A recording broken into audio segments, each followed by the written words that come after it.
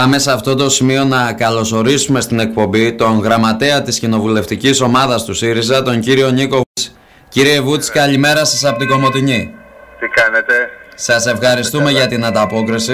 Να είστε καλά, ευχαριστώ. Θα ήθελα να ξεκινήσουμε, κύριε Βούτση, με την εκτίμησή σας προς τα που βλέπετε να καταλήγουν να οδηγούν τα πράγματα. Σήμερα έχουμε και νέα σύσκεψη των πολιτικών αρχηγών που συμμετέχουν στην κυβέρνηση Σαμαρά, με το φλέγον ζήτημα των εργασιακών να τίθεται επιτάπητος, και πιστεύετε ότι μπορεί να οδηγηθούμε σε μια ρήξη στο κυβερνητικό σχηματισμό ή θα δρομολογηθούν οι εξελίξεις με την οριστικοποίηση του νέου πακέτου μέτρων? Νομίζω πως ήδη είναι δεσμευμένοι και επί της ουσίας όμηροι σε μια συμφωνία πάνω στο σύνολο των απαιτήσεων της Τρόικα, και η εκτίμησή μου είναι ότι τελικά θα υπάρξει μια συμφωνία, ενδεχομένως με κάποιες μικροαλλαγές, οι οποίες όμως δεν θα είναι στην κατεύθυνση του να μην ισχύσουν ποτέ κάποια από αυτά που ζητάει η Τρόικα, αλλά ενδεχομένως χρονικά θα μετατεθούν ή θα μείνουν για μια επόμενη διαπραγμάτευση, ενδεχομένως για ένα πακέτο νούμερο 3 ή κάτι τέτοιο. Όλες οι ενδείξεις μέχρι τώρα του πώς συμπεριφέρονται οι τρεις επικεφαλείς των παρατάξεων που συγκροτούν τη σημερινή συγκυβέρνηση οδηγούν σε αυτό το συμπέρασμα. Θεωρείτε, κύριε Βούτση, ότι αυτή η κυβέρνηση θα μακροημερεύσει? Γιατί μετρά μόλις λίγους μήνες ζωής και ήδη φιλορροεί σε περιορισμένο μεν βαθμό, αλλά ήδη έχουν αρχίσει τα πρώτα ρήγματα. Να σας πω, αυτό που ενδιαφέρει εμάς είναι ή δυνατόν να μην φτάνανε ποτέ τα μέτρα για ψήφιση στη Βουλή, ή όταν φτάσουν να μην ψηφιστούν, ή ακόμα και αν ψηφιστούν να μην εφαρμοστούν. Δηλαδή η ουσία της πολιτικής που ασκείται και η ανατροπή αυτής της πολιτικής.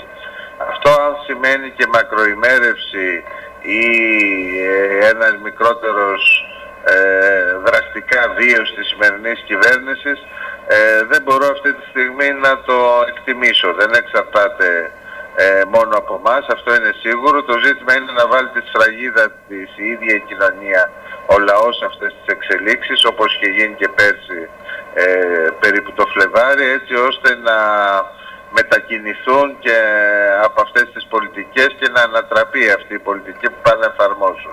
Επαναλαμβάνω ότι η πολιτική, έτσι όπως διεξάγεται τώρα, τα 2-3 τελευταία χρόνια, μας επιφυλάσσει σε όλους πολύ μεγάλες εκπλήξεις, δυστυχώς οι περισσότερες αρνητικές, και με αυτή την έννοια δεν μπορώ να γίνω μάντης για το πόσες ακόμα εβδομάδες ή μήνες θα είναι αυτή η κυβέρνηση στην εξουσία. Μπορεί να τους κρατήσουν ακόμα και για λόγους συντήρησης του πολιτικού συστήματος, ακόμα και αν δεν πετυχαίνουν στις δεσμεύσεις τις οποίες έχουν αναλάβει.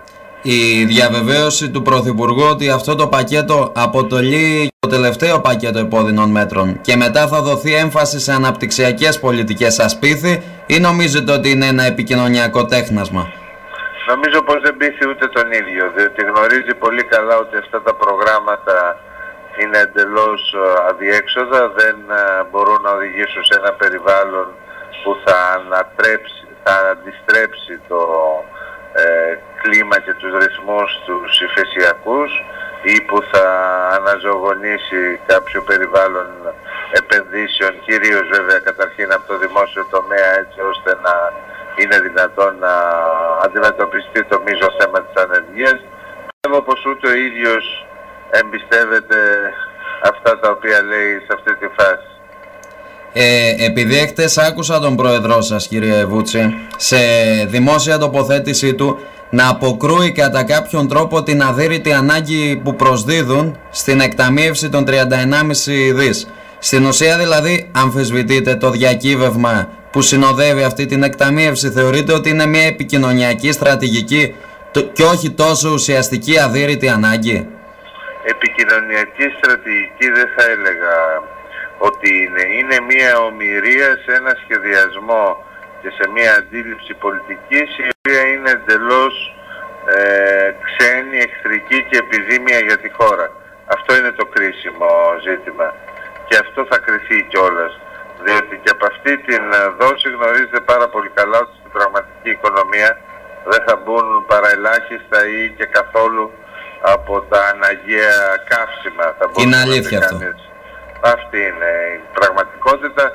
Άρα πρόκειται περί λάθους και όχι περί φούσκας, έτσι. Τώρα, και για να ολοκληρώσουμε τη συζήτησή μας, κύριε Βούτση, να συσχετίσω ένα ερώτημά μου με προηγούμενη αποστροφή σας για μια στρατηγική ανατροπή των μέτρων, και θα ήθελα να ρωτήσω την Κυριακή μέσω του αγγελιοφόρου ο πρόεδρος των Ανεξάρτητων Ελλήνων, ο κύριος Καμένος, απίφθινε μια πρόταση προς την ηγεσία του κόμματός σας, της αξιωματικής αντιπολίτευσης, να παραιτηθούν οι κοινοβουλευτικές ομάδες και των δύο κομμάτων, ούτως ώστε να προκηρυχθούν οι εκλογές. Αφενός είδαμε να απορρίπτεται αυτή την πρόταση, αλλά πέρα από αυτή καθ' αυτή την πρόταση, ζήτημα εκλογών τίθεται για το ΣΥΡΙΖΑ? Είπαμε ότι θα θέσουμε ζήτημα εκλογών όταν μπορούμε να τις επιβάλλουμε. Αυτό σημαίνει ότι θα μετρήσουμε πάρα πολύ τις εσωτερικές αντιφάσεις και αντιθέσεις που θα οξυνθούν κάτω από την πίεση και του λαϊκού παράγοντα πηγαίνοντας για την ψήφιση των μέτρων, και έτσι θα πολιτευτούμε. Για δε την πρόταση του κυρίου Καμένου δεν την αξιολογούμε με τον ίδιο τρόπο που οι ανεξάρτητοι Έλληνες αξιολογούν μια τέτοια κίνηση, διότι δεν μπορείς να επιβάλλεις καθολικές εκλογές, παρά μόνο εκλογές για τις έδρες οι οποίες... Για την πλήρωση των κενών θέσεων. Για την πλήρωση των κενών θέσεων των κομμάτων που θα προστρέξουν σε μια τέτοια τακτική. Ενώ η κυβέρνηση θα παραμένει με τους 179, ενδεχομένως και πολλωμένη, άρα ενισχυμένη ως προς αυτό, για να συνεχίσει μέσω του καινούριου, της καινούριας μεθόδου που χρησιμοποιεί, που είναι στα όρια του συντάγματος, δηλαδή των πράξεων νομοθετικού περιεχομένου, θα συνεχίσει να κυβερνά, να παίρνει αντιλαϊκά μέτρα κτλ.